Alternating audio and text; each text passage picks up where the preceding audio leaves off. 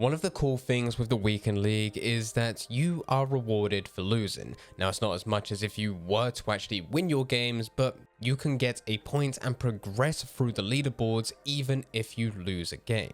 For some people, they do not like this, but as someone that was around back when FUT Champions was first ever added to Ultimate Team, back when it was only 2 days and you had 40 games in total. This game mode was a complete sweatfest at the beginning, and now it's the complete opposite, and it's very easy for you to take advantage of this. And this is exactly what I did. But before we do get into the video, if you're looking to get some very easy coins, then there is no better place than AOA. Head over there to get yourself some cheap, fast FIFA 23 coins, completely reliable, and if you use Fnatic at checkout, you also get yourself a 3% discount. Link can be found in the description down below. Getting back into the video. With the title for this video, it may seem obvious of what happened. I forfeited 20 games, so surely I ended with 20 losses, but that's not actually the case. See, there's a thing within FUT where once you reach a certain point, games get incredibly easy, and I will show you exactly how you can exploit this. See, my intent was to forfeit all 20 games. This would mean I would get the reward for rank 9. Because the next rank after this requires 24, which just isn't enough. And rank 9 rewards is 1 player pick, 2 jumbo premium gold packs, 1 prime gold players pack, 500 qualification points, and 5,000 coins. Still not a bad reward considering that you are losing every single one of your games. But that said, you won't be. It's highly likely that you'll end with a lot more points than this. As an example, for me, my intent was to forfeit all 20 games, but still it ended 6-14 with a total of 38 points, where I was able to claim the reward for rank 7. This gave 2 player picks, 1 rare players pack, 1 jumbo players pack, 750 qualification points, and 15,000 coins. Now, why is this? Well, the Weekend League is a competitive game mode, but it links you up to other players with a similar record. So after you forfeit about 5 games in a row, or not even forfeit, if you was to lose 5 games in a row being your first 5 games of the Weekend League, you will come up to other players who's got a similar record. It might not be exact, they might have a win or 2, but you're likely coming up to someone with a very similar skill rating. And the only people that will be within that category at that time are those who are forfeiting matches or others which are not so good at the game. So when I went through this for my first 4 games, I lost each and every single one of them. I refused to have this being a day where I would just go into a game, immediately pause and then quit. So every single game I kicked off, passed all the way back to my keeper, put it in my own net, then pause and then quit. The reason I did this makes no difference to me. I still get the loss, but my opponent gets the win. If I quit at 0-0, which did happen several times to me, the person that quits still gets the loss, but because for you it ended 0-0, that game goes undetermined, where it doesn't count and you need to go back into FUT to play again. This does lead to this taking considerably longer than if I was just going to quit, but I didn't want to be a toxic player. So once we got to game 5, that was when I got my first win, so that put me 1-4 after my first 5 games. I then carried on going through with the intent to forfeit the remaining of my games up until we got to game 12, where my opponent scored an own goal before I could. I then lost another 2 in a row, this was being game 13 and 14. Game 15 was another win for me. This time it wasn't my opponent who was going to score an own goal. I just kicked off and immediately knew that this player was going to quit, so I played, scored within 2 minutes, and he did quit. Game 16 was also another win where my opponent brought out the keeper, pushed up his back line, allowing me to just walk it into the back of the net. Game 17 was a loss, ended up forfeiting that game. Game 18 was a win when my opponent brought out the keeper, and game 19 was another win where I knew they would quit after I scored. This one took a bit longer as I scuffed the penalty right at the beginning, but shortly scored after, where he did carry on playing, and I thought at this point that this opponent wasn't going to quit and I didn't want to play the whole game, so I went to go and score 2 own goals, and the second I passed it to my keeper and went to go back towards my goal, this is when this guy ended up pausing, so I played for another couple minutes, booted it out, and there you go, he did quit. And then finally Game 20 was another loss. Now, the reason that I wanted to break down each and every one of those games was to actually highlight what you're really going to be coming up against. After Game 5 with a pretty bad record of 1-4, this is when I started to notice that I was coming up against opponents which were just part of a completely different category.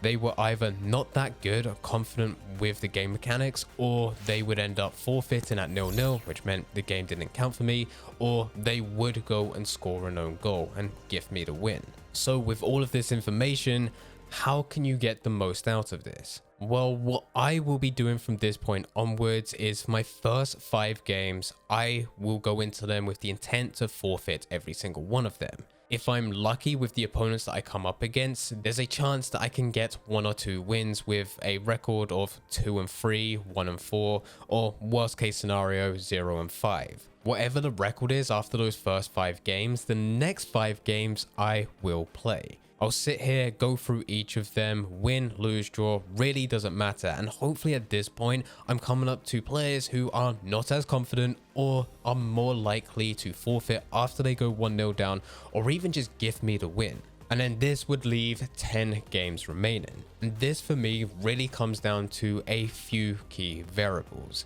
If gameplay is smooth, I will play. If I have time, I will play. Or if I'm on a winning streak from those past 5 games, I will play. But more than anything, it does really come down to gameplay being smooth. If I'm on a 5-game winning streak and I have time to play throughout the day, but gameplay is awful like it was with the weekend league that I played for this video, then I will forfeit every single one of them. There is no point in me playing. I just don't care, and I don't think it's worth my time or anyone else's time when the gameplay is not fun.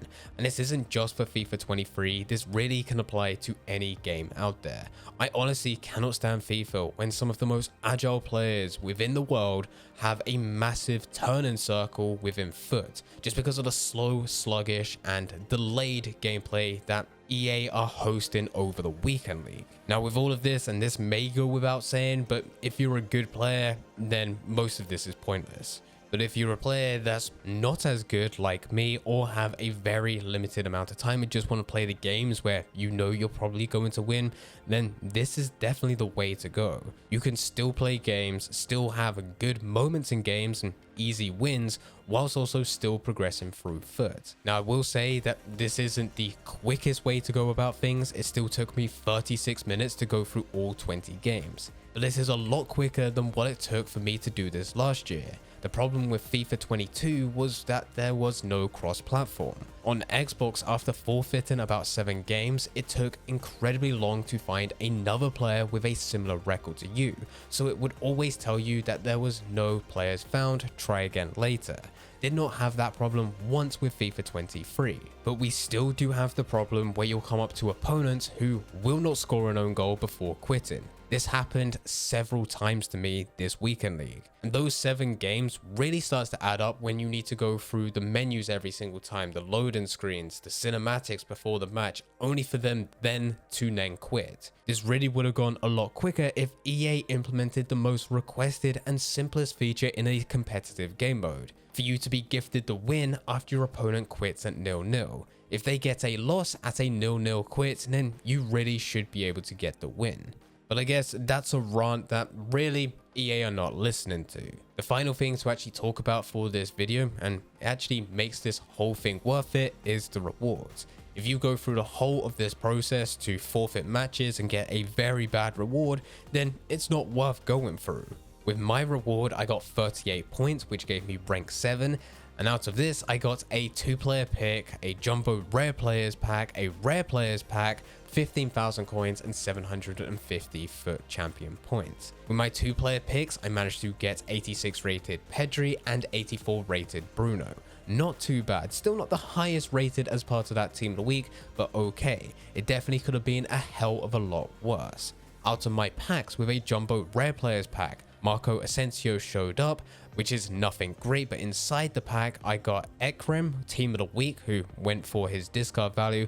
Zakaria was also part of this pack, who just 1 week earlier would have been going for 20k, but at this point he was going for 10k and not selling because that is his minimum price until EA updates the price range. And then for the rare players pack, I got Angelino as the player that showed, but Gazdag being another team of the week player, which was going for his minimum, which is an extra 10k added to the account. Not the craziest reward ever, but for only 36 minutes, this is really good. I've actually spent weekend leagues going through many more games, spending hours across Friday, Saturday, and Sunday to get to a much higher rank, only for it to be so much worse than this. And this is the problem when rewards are completely based on chance. You can push for rank 1 to have an amazing reward and still, even though it's going to give you coins with team of the week packs and all the other player picks, still doesn't guarantee that you're going to get any of the highest rated players. You can get the worst players that are part of that team of the week. Likewise, there will be other players out there who are not even able to qualify for the weekend league, go over to the store,